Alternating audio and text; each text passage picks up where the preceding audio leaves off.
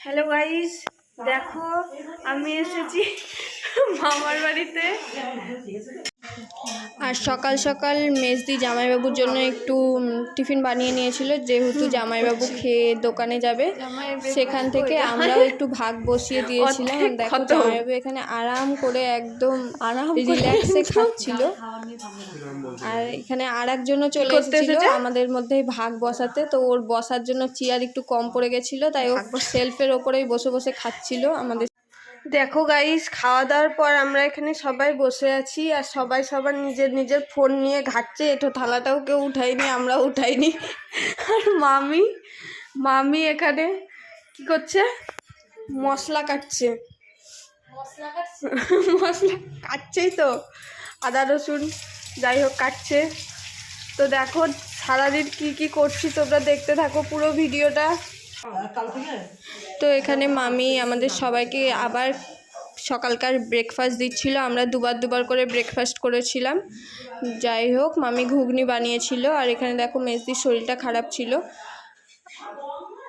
আমি গুবলু আর মেজদি খেয়ে নিচ্ছিলাম। রাত খাওয়া দাওয়ার পরে এখানে আমি চিংড়ি মাছ বেছে নিচ্ছিলাম, আর মেজদি হচ্ছে গিয়ে পেঁয়াজগুলোকে ভালো করে কেটে নিচ্ছিল যাতে মামির একটু হেল্প হয়ে যায়। আর মাছ কাটা হয়ে যাওয়ার পরেই আমি চলে গেছিলাম আমার ছোট মামির সাথে সোনার দোকানে, যেহেতু মামি দুটো নাকের বানাতে দিয়েছিল, সেই জন্য মামির সাথে চলে গিয়েছিলাম।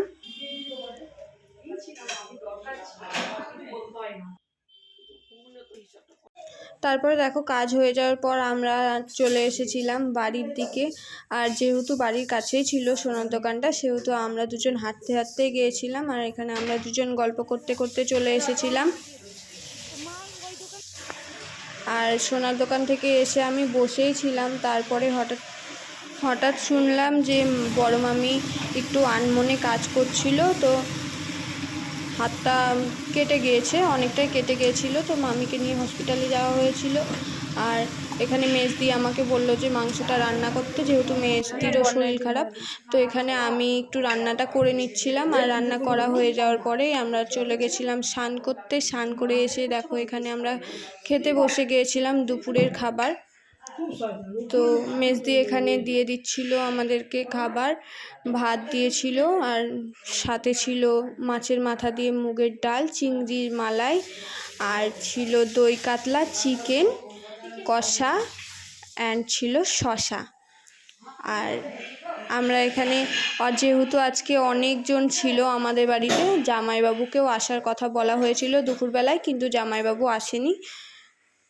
তো সেহেতু আমাদের একটু বেশি ছিল আজকে।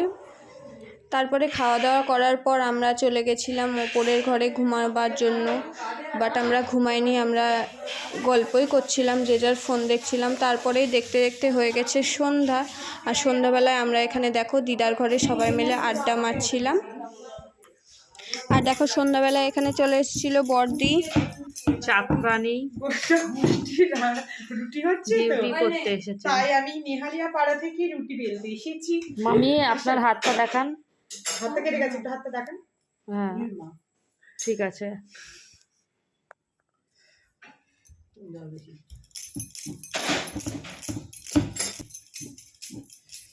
এই যে রুটি ভাজছেন, একজন বেলছেন, আর একজন আসছে টুকি মারছে। তারপরে এখানে রাত হয়ে গেছিলো আর আমি ঘুমিয়ে পড়েছিলাম দিদার ঘরে গিয়ে চুপ করে। আর খাবারটা বড় মামি আবার পরে দিয়ে গেছিলো আমাকে।